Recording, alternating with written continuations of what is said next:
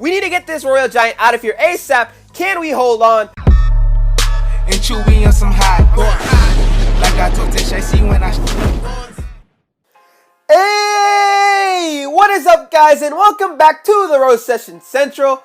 I'm the Nigerian Nemesis, and in today's video, we're going to be experimenting around and messing with this Masked Troop Challenge deck. This deck is super good. Look at it here. It features the Double Prince, Bandit, Inferno Tower, Executioner, and the notorious Elite Barbarian. So yes, this Masked Warrior deck is solid. It's got the Tornado as well as the Log, just to make sure we take care of any super try-hard decks with that defensive Executioner Tornado combination, and of course the Log for all the bait decks. So let's hop right into this up against Bori from Dunna and see what we can do in this battle. He has one spectator, one of his friends, cheering him on. So he's going to start with the Ice Golem and Graveyard Push. Okay, so we're going to drop our Executioner in the back and get ready to defend this. I think we should defend it pretty well and not take that much damage.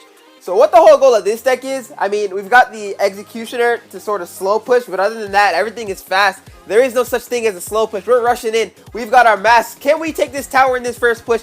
Prince charges onto that Executioner. His staff extended there, and he took down that Executioner, and now we have a Prince and Executioner onto the tower. Executioner is doing his best, taking down that tower. He does have his 1 Elixir Skeletons to try and help him out, but overall, we crushed that first push, and that tower is all the way down to 718. So we're rushing right back in there with the Elite Barbarians. Constant pressure, that's what this deck is all about. Put as much pressure on your opponent as you can. The only two slow cards are the Infernal Dragon and Executioner, which actually make a pretty good team on defense. So that Night Witch went down, and only one of her bats even got a swing onto our tower. So we're starting up a slow push here with the Infernal Dragon, and then we're gonna rush straight in there with the Dark Prince and put the Bandit here on the opposite lane, just so he has to choose which one he wants to respond to. He chooses the Prince and Infernal Dragon.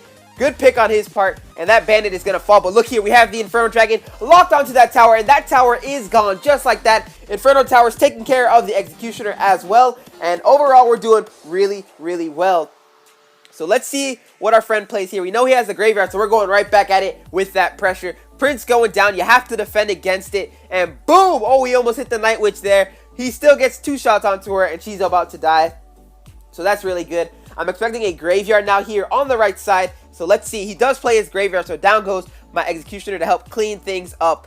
There are a lot of bats onto that tower, so I'm going to have to NATO it all so the bats die, and we'll also take some skeletons back along with it. So now we have our Dark Prince going down on the left side. I'm just going to keep on making him split up his damage. Make him defend something. So that 7 Elixir push there on the left side should be enough for him to go after. And I'm going to start an Inferno Dragon here just to build up a small push and then rush in here with the Elite Barbarians. We're not going to give him another chance to play that Graveyard. That's the entire goal here. He does have that Night Witch on the left side, but she's about to die, so I'm not too worried about her. That Executioner will be a pretty good tank for any type of Graveyard he plays, but I'm not seeing the Graveyard, so here goes my Dark Prince. He's defending because he knows if that Inferno Dragon locks onto his tower, that will be good game and well played. So now here comes my Prince in front of the Executioner along with the Bandit, and we are rushing in here super hard. He does not have a chance to play offense at all.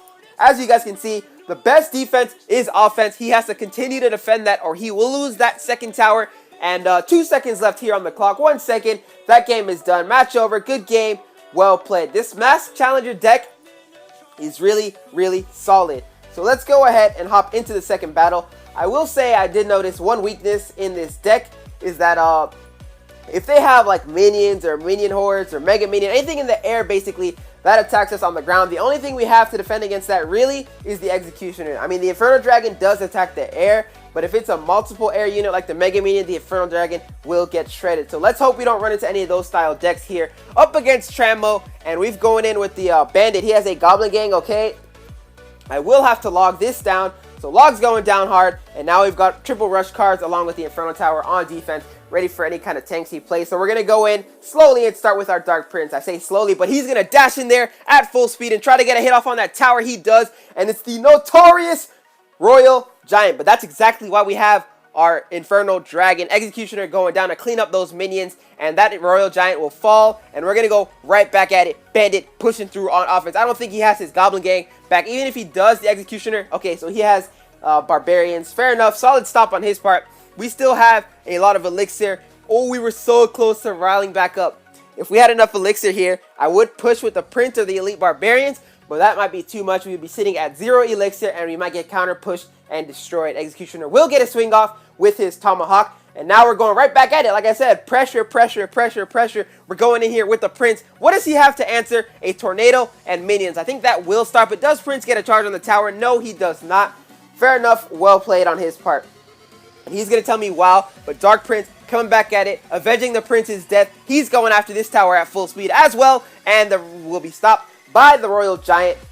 Well played, but we've got two really solid defenses against him. I think I'm going to go with Elite Barbarians here. That's going to shred him down really quick and move on to that Princess. I will have my log prepared for that Goblin Gang. Goblin Gang does not show up to the party. I should have pre-logged. I would have missed anyways. I would have missed probably half those goblins and we still would not have gotten to that tower.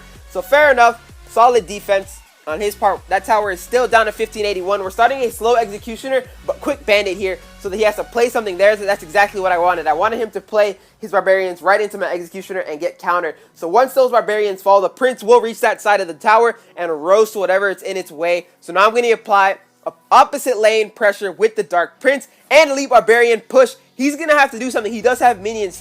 That's what I'm talking about. It's going to stop our pushes because we cannot stop the minions unless we have the Executioner on that same lane push. He's going to drop a Princess. I'm forced to log here. I cannot let her get too much damage. We are playing a Royal Giant, so that'll be easy sniping work, and we don't have a building to distract it. So down goes our Inferno Dragon. Just to make him think twice about playing the Royal Giant, he's actually going to play the Barbarians Royal Giant push. Oh my goodness. So we have to stop this push ASAP. I can't even apply pressure on the other lane. I'm just going to Tornado and bring everything here to the center.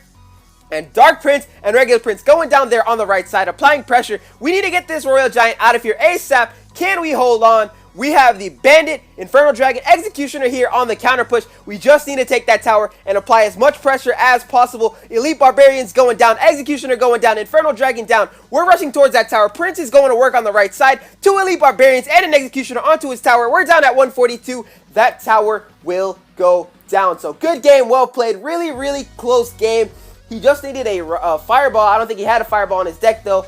Maybe just one more Royal Giant, but as you can see, applying pressure constantly to your opponent is what gets the job done. Like I said, offense is the best defense. So we're hopping into our third and final battle here, up against someone from HS something clan, and now we've got a pretty decent starting hand with the log for his Goblin Barrel. So overall, not too bad. These Beatty type decks will be tough for me to stop because we only have the log, and it's like we have 6 elixir, 5 elixir cards, and it's just gonna be really tough. So he does have the skeleton army as well, so hopefully he doesn't have the Goblin Gang in addition to that, or this is gonna be really, really tough.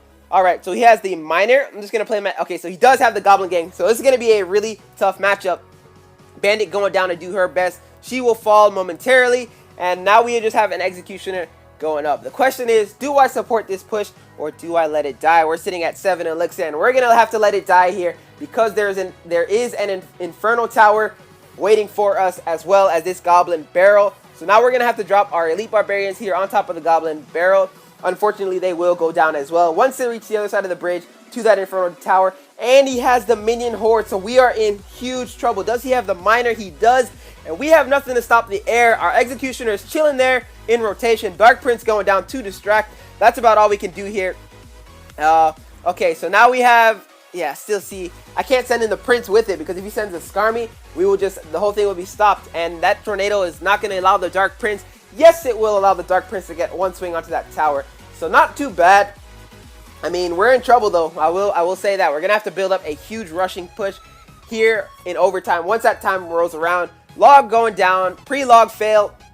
That Goblin Gang still does its job, so we just wasted that 2 elixir there. Hopefully the Prince gets a charge off onto this tower. Yes, he does. Skarmy going down. Thumbs up there.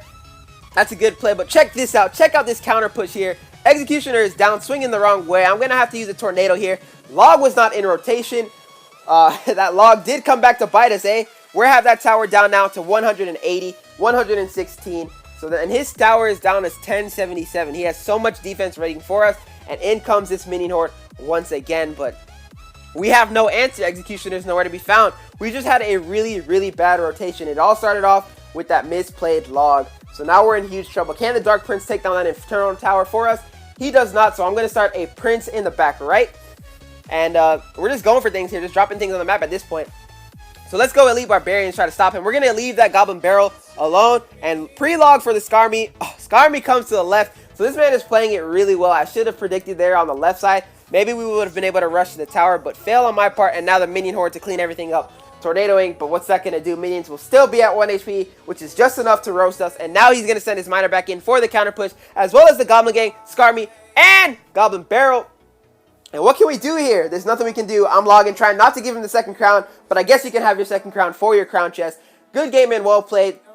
That will be the hardest deck that this deck has to face. If we play any tanky decks, then this deck will do really well against it. But bait decks, no chance, not a shot in the world. Let's pop open this 2 win chest, cleaning up with some dark goblins there at the end. So I mean, overall, not too bad of a deck. If you want to actually try some sort of deck like this out, maybe trade out, I would say trade out a log maybe for arrows, or if you want to keep that there, I would say trade the Inferno Dragon out for a baby dragon, so you can have more splash damage cleanup, sort of a splash yard kind of defense, and then rush back in with offense. But other than that, that was the Masked Off challenge. And I hope you guys enjoyed the video. If you did, go ahead and drop that like button and subscribe to the channel if you are new here. And I hope you guys go on and enjoy the rest of your day. Peace!